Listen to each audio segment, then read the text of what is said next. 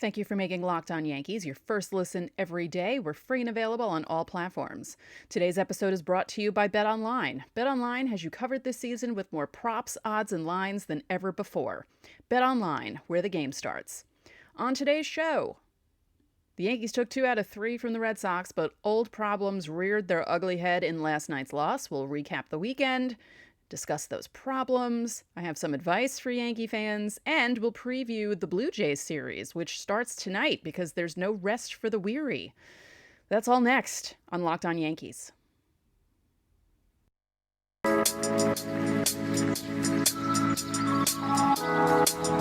You are Locked On Yankees, your daily New York Yankees podcast. Part of the Locked On Podcast Network, your team every day.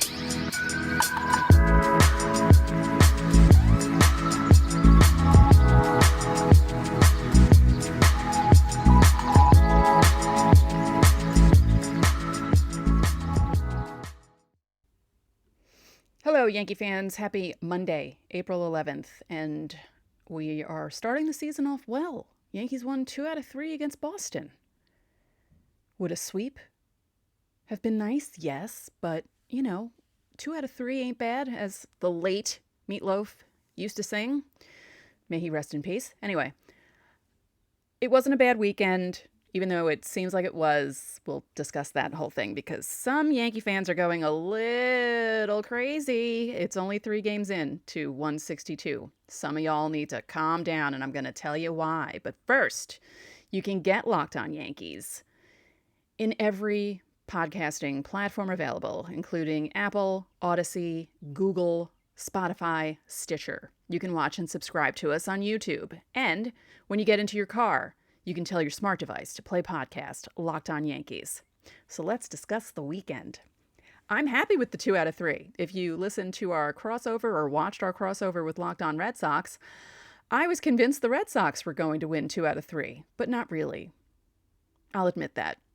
I kind of had a good feeling going into the weekend, but I didn't want to sound like one of those homer Yankee fans. Of course the Yankees are going to win 2 out of 3. So I don't know. So I said the Red Sox were going to win 2 out of 3. Which makes me look dumb, but, honestly, they could have gone either way. Last night's game could have gone in the Yankees' favor if some of those balls they hit fell and weren't sucked up by Red Sox outfielders. My God, it was like they were vacuums out there. It wasn't as if the Yankees weren't making contact, and of course they were making bad contact in bad moments, but double plays, and just, it was just one of those. It felt like 2021 and 2020 watching that game last night. But I will say, hearing Coney in the booth, I watched a little bit of the K-Rod broadcast. Kind of weird, but, I think they need time to get used to it. But Jeff Passan, I don't know if you all saw Jeff Passan go into the K-Rod broadcast last night, but my goodness, when did he become so savage? He used to be so straight-laced, and then something happened and a switch flipped, and he just came out swinging as soon as he came onto the screen, making fun of the size of Michael Kay's head. I couldn't believe it. He's amazing. I was going to ask him to come on the show, but I'm afraid he might murder me in some way, verbally. And no, I can't handle that. Michael Kay could, but I couldn't. So before we get into last night's game, because there's a whole thing about last night's game that I'd like to discuss, and I might even hold off till segment 2 for that. Let's discuss Saturday. Luis Severino. He looked fine. He looked great in the first inning. Second inning was kind of iffy. Then he looked good again in the third inning, and then, didn't last that long. But as I said before the season started, as in last week before the game started, not to expect the starters to go very long because spring training was so short. It's probably going to be easier for the hitters to get into a groove than it is for the pitchers to get into the groove. Yankees bullpen still looks great, except for the blip last night with Clark Schmidt, but stuff happens. Saturday's game was more the same. The Red Sox jump out to an early lead, thanks to an Alex Verdugo home run. By the way, watching the game, he hits the home run. He celebrates it as if he hit a walk-off. It was the second inning. And I said it as I was watching it. I was like, it's the second inning. You need to calm down, especially after what happened yesterday. And then what happened? The Yankees came back and then pulled ahead. And we didn't have to have an extra inning game. Thank you. Thank you, Yankees bullpen, for keeping that lead. I appreciate it. As I said on Friday's episode, I don't like the extra runner on, or the ghost runner in extra innings. It's not even a ghost runner, it's a person. But when it works out for the Yankees, I don't mind it. And at first it looked like it wasn't going to work out for the Yankees, but it ended up working out for the Yankees. But no, I was very happy on Saturday that we didn't have to deal with that stupid rule again. Giancarlo Stanton hit another home run. Anthony Rizzo hit another home run. Oh, what was the stat? I had it in my head. Were they the first two teammates to do that sort of thing? They each hit a home run in the first two games.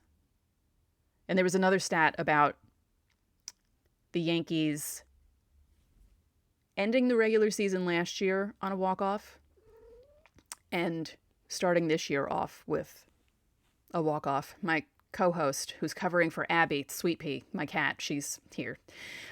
Speaking of Abby, she's going to be at the stadium tomorrow tasting stadium food, and we might have footage of that for you so you can see some of the new stuff that they're going to have at Yankee Stadium. So look for that on YouTube. Obviously, people who listen to us audio only are not going to be able to enjoy that as much as people who watch us on YouTube, but I'm excited to see the new food offerings from Yankee Stadium, especially the gyros.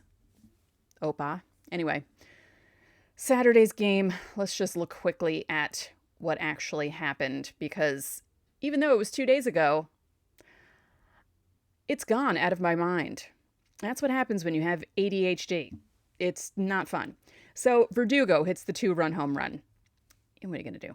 Then Rizzo hits a 2-run home run off Pivetta. Now, Pivetta was annoying me because, well, the Yankees hitters were annoying me because they weren't doing anything against him. And at one point I think he had 29 pitches and Severino was up around 60. And it was driving me crazy that the Yankees hitters were not doing anything against him. And then I realized that maybe they would do something the second time around. And that's what happened. So I enjoy when I'm right. I was right about Giancarlo Stanton also hitting a home run. I called it. Go to my Twitter account. You will see that I called his home run because I said he hit the ball hard twice and has nothing to show for it. Hit it right at people. He hit both of those balls over 115 miles an hour. And I thought, okay, he's hitting a home run later. So I'm right about some things. But when you watch a player do that, when they make solid contact with the ball, it stands to reason that they probably will break through at some point in that same game. And that's what happened with Stanton.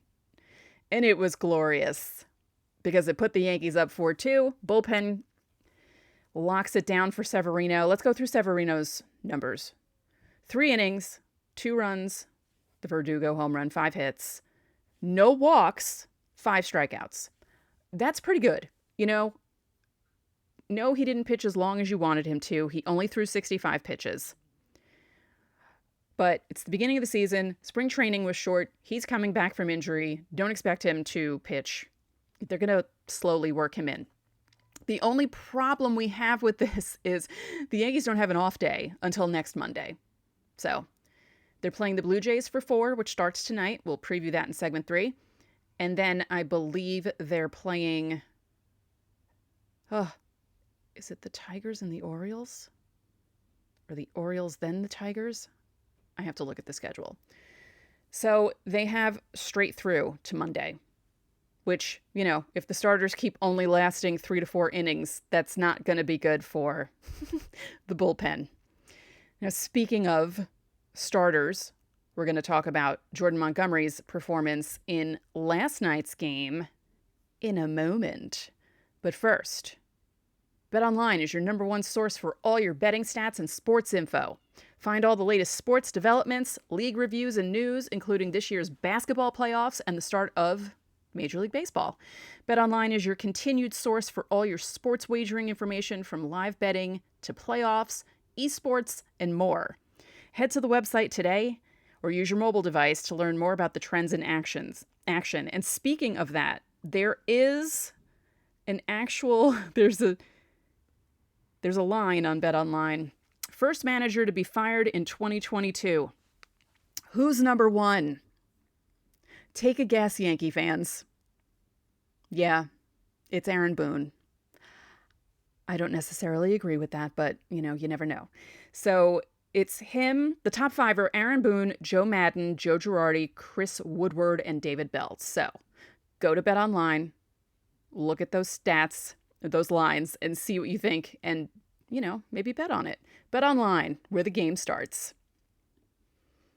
Thank you for making Locked On Yankees your first listen every day. You should listen to Locked On MLB Prospects when you're done with our show. Host Lindsey Crosby is a prospect encyclopedia, and he's going deep on the MLB stars of tomorrow, including some names we may see on the field in Yankee Stadium in the not-so-distant future. It's free and available wherever you get podcasts. And speaking of Lindsey, he and I were discussing maybe doing something once a month or maybe even once every 2 weeks where he comes on and gives you guys all the tea about everyone in the minor leagues, because, as I said, he knows a lot of stuff about everyone, and it would be pretty cool to have him on. I also may be having some people who work for the minor league teams on in some capacity, so look for that this season. That could be fun. Yeah, we have some fun things coming on. Again, later this week, you'll see all the food options at Yankee Stadium, thanks to Abby being able to go to the stadium. So here we are, Jordan Montgomery. Let's discuss Jordan Montgomery last night. Well, all right, wait. Let's discuss the fact that he got hit the side of the knee. He's okay, as far as they say. His x-rays were negative, and gosh, that was scary. We had two hold your breath moments. One when Rizzo got hit on the hand opening day. He seems fine. He's been hitting very well the last 2 games, so he seems fine. And Montgomery last night, because that's the last thing you need, is one of the Yankees starters to go down. So Montgomery lasted 3 1/3, which is, 1 out better than Luis Severino. Gave up 3 runs on 4 hits, 1 walk, 4 strikeouts. At least he didn't give up a home run. Clark Schmidt did that later in the game. What are you going to do? But it was a familiar pattern with this game where the Yankees were down early, and instead of tying it up right away, they cut it to 2-1 thanks to Giancarlo Stanton. Then Boston scored again, and then the Yankees tied it in the 4th. And I don't know. It was just annoying. It was an annoying game. It was colder last night. The balls weren't flying as much. The Yankees had 11 hits. The Red Sox only had 5. They just couldn't scratch runs across. And that was the big issue last season. It was home run or bust. And they didn't hit a home run last night. They scored those 3 runs not on home runs, but it's just frustrating that the same problems keep cropping up every damn season, no matter what they do to the lineup. But they were really unlucky last night. Some of those balls would fall in different games, and it was just one of those nights. And I feel bad for Aaron Hicks. He had a rough game. Now, he did have a hit. Okay, so it wasn't like he was 0 for 5 and left 6 guys on, but he was 1 for 4 and left 6 guys on by himself. Donaldson left 4. Gallo left 4. Torres left 4. Kind of Falefa left 3. Stanton and Rizzo and Donaldson. No, Rizzo and Stanton were the only ones with runs batted in. And I don't know. It's just frustrating to watch, but I feel like people are giving up on Aaron Hicks too soon.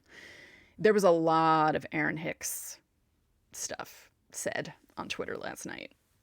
Twitter, Reddit, all social media was just attacking Aaron Hicks in the worst way. And as I said, yeah, he left 6 guys on base. Did not look good. He had a rough time, but he did have a hit. It's not as if he had an offer. It wasn't as if let's see. He didn't even have a strikeout. I don't know. I kind of feel like he may have been better off if he had a strikeout or two in there instead of hitting into double plays, right? So, I don't know. I feel like some of you need to calm down. It's game 3 of 162. And the other thing is, and I've discussed this on the show before, I know I discussed this last season.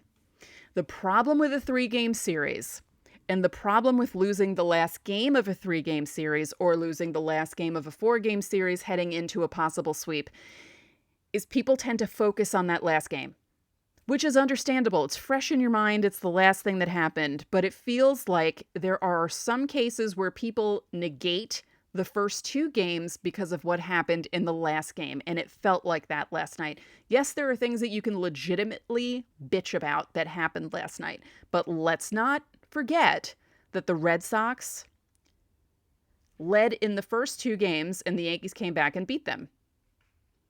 The Yankees won 2 out of 3 against a division rival to start the season. That's nothing to sneeze at. Would we have liked to have seen them sweep? Of course. But 2 out of 3 is good. It's better than losing 2 out of 3. It's better than getting swept, like the Orioles against the Rays. Although I saw someone tweeted something, the Rays swept the Orioles, but because some of the games were close, the Rays win total on, I can't remember which website it is, got knocked down by 3 because they didn't beat up on the Orioles, even though they swept them. I thought that was actually kind of funny. The Blue Jays won 2 out of 3 against the Rangers. They actually had a really amazing comeback on opening day. Poor Bryce of Locked On Rangers was talking trash way too soon in that game. Yes, the Rangers were up 7-0 early in the game, but it's the Blue Jays. You saw what they did in the offseason. You saw what they did last year. You know that lineup is stacked. Why on earth are you talking trash before a game stops? Bryce learned his lesson on Friday. And we have new Blue Jays hosts. They're not set up yet, so we couldn't do a crossover for this series, but we will in the future. So they weren't set up to do shows yet, but they were tweeting and they were making fun of poor Bryce of Locked On Rangers, which I thought was kind of funny. But you know what? He deserved it. You don't do that. You don't do that. You don't talk crap 3 innings into opening day against a lineup like the Blue Jays. You just don't. So Yankee fans, if the Yankees somehow get out to a big start tonight and score a few runs against the Blue Jays, no crowing. That lineup is frightening. Really frightening. Legitimately frightening. I'm trying to think of every word that I can think of to describe how scary they are, because they really are. Speaking of that, we will preview briefly the series in the next segment, but let's just talk about more from last night. Other than Clark Schmidt's blip, the 1 hit, 1 run, he gave up to Dahlback. Lucas Lecky pitched an inning, didn't give up a run, struck out 1. Jonathan Loizaga pitched an inning, didn't give up a run, walked 2, didn't strike out any, which is kind of odd for Johnny Lasagna, but you know, it happens. Wandy Peralta pitched an inning, walked 1, struck out 2, but you know, their ERAs are 0.00 so far, so good for them. And yeah, it was just frustrating last night. But what are you going to do? Again, game 3 of 162, they still won 2 out of 3 against one of their biggest division rivals. You should be happy about that. Okay? I don't mean to sound like a mom, but some of you need to calm down. Honestly. Wait a month before you beat up on Aaron Hicks. If he's still horrible in a month, you have every right to complain. Although I think if he's still bad in a month, you're going to see people come up, or you might see the return of Brett Gardner. You never know. So before we preview the Jays series, let's talk about Built Bar. So I don't know if you know, but I've been working out a lot lately. I started doing Peloton last year and I've kept it up, but now I've incorporated strength training into my workouts, along with cycling and walking and boxing. I box now. I know how to box. It's crazy. And Built Bar actually powers me through my workouts. And they have the puffs, which are protein-infused marshmallows, and they're fantastic. They're fluffy, they're marshmallowy, they're covered in 100% chocolate. They come in really good flavors, including churro. Churro is the bomb. Do people still say that? Coconut marshmallow, banana cream pie. All Built Bars, not just the puffs, are covered in 100% chocolate, and it's 100% real chocolate. They're low calorie, high protein, and you can replace your candy bars with them because they taste just as good and they're better for you. Most Built Bars contain 130 calories, 4 grams of sugar, 4 net carbs, and 17 grams of protein. Obviously, much better than a candy bar for you. Some of the flavors: coconut, coconut almond, my favorite, mint brownie. Everything is delicious. They come out with new flavors all the time, and if they think a flavor might be good, they'll make it. So go to Built.com, use our promo code LOCKED15, and you'll get 15% off your order. Doesn't matter which order it is, 1st, 20th, 50th, or 500th. Use our promo code LOCKED15 for 15% off at Built.com. So let's preview the Blue Jays Yankee series. It's 4 games, people, right away. 3 against the Red Sox, 4 against the Blue Jays. Thankfully, they're at home, but still, they're formidable opponents. So, yeah, the lockout kind of messed with the Yankees there. Not that Texas and Houston would have been easy for them to do, because that's what the original schedule was. They were going to open on the road down in Texas. So, yeah, starting with the division rivals right away. So the matchup for tonight, 7:05 start. What happened to the 6:35 starts? I thought that was going to be the first month of the season. I'm kind of disappointed. Alek Manoah against Jameson Taillon. It's their first starts of the season, obviously, because we're only 3 games in. Historically, Bo Bichette does really well against Jameson Taillon. It's a small sample size. It's only 7 at-bats, but both him and Vlad Guerrero are hitting .429 off Jameson Taillon. Vlad Jr. has a home run and 2 runs batted in. And let's see if anyone else beats up on Taillon. Oh, well, Randal Grichuk, who is no longer with the Blue Jays, thank goodness, in 3 at-bats. Let's see. He had a run batted in, didn't have a home run, which is shocking because Randal Grichuk had like 17 home runs against the Yankees in an insanely small amount of at-bats, but he's no longer with them, so thank goodness. As for the Yankees against Manoah, the only person who's faced him more than 5 times is Aaron Judge, and Aaron Judge is batting... They haven't done anything against him. They haven't faced him that much, but they haven't done anything against him. Miguel Andujar has 2 hits and 2 at-bats. Joey Gallo has 1 hit and 1 at-bat. Kyle Higashioka is 0 for 2 against Manoah. Judge is 0 for 6. LeMahieu is 0 for 5. Stanton is 2 for 3 against Manoah. No home runs, no runs batted in. And Gleyber Torres is 0 for 3 against Manoah. So, small sample sizes, but he tends to do okay against the Yankees. So we'll see what happens tonight. In tomorrow's game, which is also 7:05, I think all 4 games are 7:05. None of them are day games. The Yankees will be facing Yusei Kikuchi, who came over to the Blue Jays. Again, we spoke about this in the crossover. They made a lot of moves this offseason, and Kikuchi was one of them. Now, the Yankees have a very strange history against Kikuchi, and I mentioned this in a preview of a series against Seattle, who he pitched with last year. It's almost as if they do well every other game against him. And if I remember correctly, the last start that he had against the Yankees, he was good. They did better in the previous one, so maybe they're due for a good start against him. We'll see. And Nestor Cortes will be pitching for the Yankees tomorrow night. Now, as for matchups, Bo Bichette is batting 605 at-bats against Nestor Cortes Jr. Of course, these are all really small sample sizes. Now, Vlad Jr. in 5 at-bats is only batting 200 against Cortes. That's a really small sample size, but it's Vlad Jr. I mean, if you can keep him off the bases, that's a big deal. As for the Yankees against Kikuchi, DJ LeMahieu was batting .333 and 9 at-bats against him. Judge is .286 and 7 at-bats with 2 home runs and 4 runs batted in. And Joey Gallo has a home run off Kikuchi with 2 runs batted in.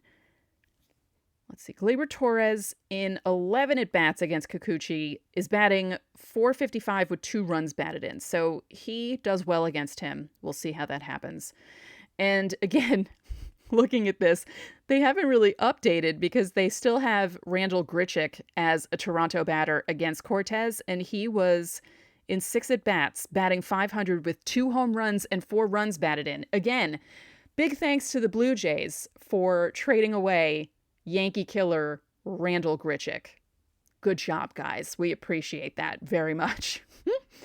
Wednesday, Jose Barrios, I said that right this time, against Gerrit Cole.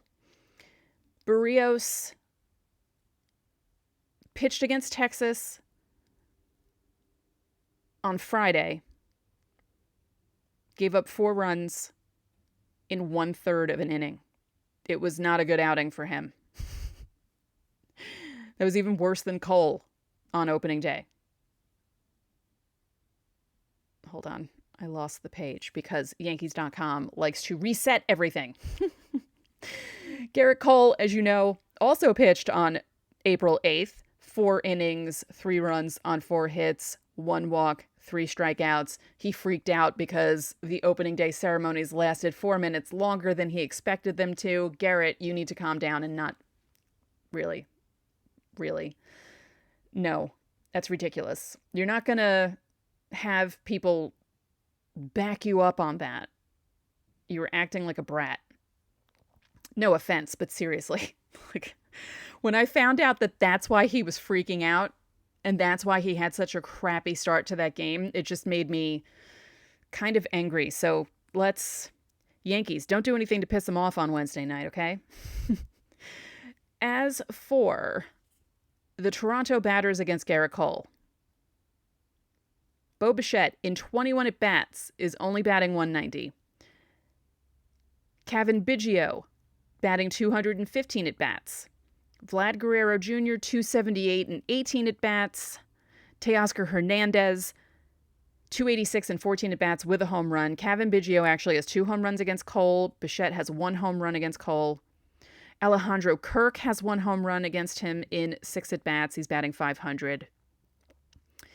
They still have Grichuk. Oh, Cole is the one pitcher that could hold Randal Grichuk down. In 17 at-bats, he was only batting .118. As for Barrios against the Yankees, Aaron Judge is batting .510 at-bats against him. Joey Gallo is batting .083 in 12 at-bats against Barrios, but he has a home run and 2 runs batted in. That's interesting. And then the final game of the series, Thursday night, another 7:05 start. The Yankees' first look at Kevin Gausman this season. He came over from the San Francisco Giants. He had a really good year last year. We'll see if it carries over into this year. Yankees.com, stop resetting on me. That's your challenge right now. Why is it doing this to me? Because it's Monday. Yeah, Gausman against Severino. Again, Severino didn't really last that long, threw just over 60 pitches, so hopefully he'll stretch out a little longer on Thursday night. Blue Jays batters have not seen him that much. Biggio is 1 for 2 in 2 at-bats. He's batting .500. Let's see. Teoscar Hernandez has a home run and 1 run batted in 5 at-bats against Severino. But they haven't really seen him much because he hasn't really pitched that much. As for Gausman against the Yankees, some of these numbers are from when he was with the Orioles. Aaron Hicks, in 9 at-bats, he's batting .444 against Gausman. Aaron Judge, in 13 at-bats, .615 with 3 home runs and 6 runs batted in. Giancarlo Stanton, in 6 at-bats, batting .667 with a home run and 3 runs batted in. Joey Gallo batting 205 at-bats against Gausman, also with a home run. Miguel Andujar has a home run against him, but that doesn't matter because he's not there. Randal Grichuk. Oh, he has at-bats against Severino. Of course he does. 333 in 6 at-bats with 1 home run, of course, because, again, he was a Yankee killer. And once again, thank you so much for trading him. We appreciate it. So, Yankees take 2 out of 3 against the Red Sox. Yankee fans still finding reasons to be mad about it. Again, it's the last game of the series syndrome, basically. You remember what happens in the last game, and when they lose the last game, that's the negative thing that sticks in your head, but you should be happy. 2 out of 3 ain't bad. As for this series, I'm not really going to make a prediction because I really don't know. It could go either way. It could be a split. It could be 3 out of 4 by the Blue Jays. It could be 3 out of 4 against by the Yankees. I don't see either team sweeping. A 4-game sweep is really hard to do. So it should be interesting to see what happens. And yeah, hopefully it won't be a sweep, for the Blue Jays. Let's hope against that. Let's hope for a split. That I would take a split. So that's it for this episode of Locked On Yankees, which is part of the Locked On Podcast Network, your team every day. I would like to remind you that you can listen to this show in Apple Podcasts, Google Podcasts, Odyssey, Spotify, Stitcher, or anywhere else you get your podcasts. You can watch and subscribe to us on YouTube. And when you get into your car, you can tell your smart device to play podcast Locked On Yankees. No? Well, yeah, you can, but say Locked On MLB. Now make your second listen of the day Locked On MLB. Paul Francis Sullivan, please call him Sully, brings you his unique perspective on the major leagues, both past and present. It's free and available wherever you get podcasts. One more thing. If you could be so kind, please rate the podcast. Spread the word about this podcast to your fellow Yankee fans. We would really appreciate it. So, enjoy your Monday. And I will talk to you all tomorrow.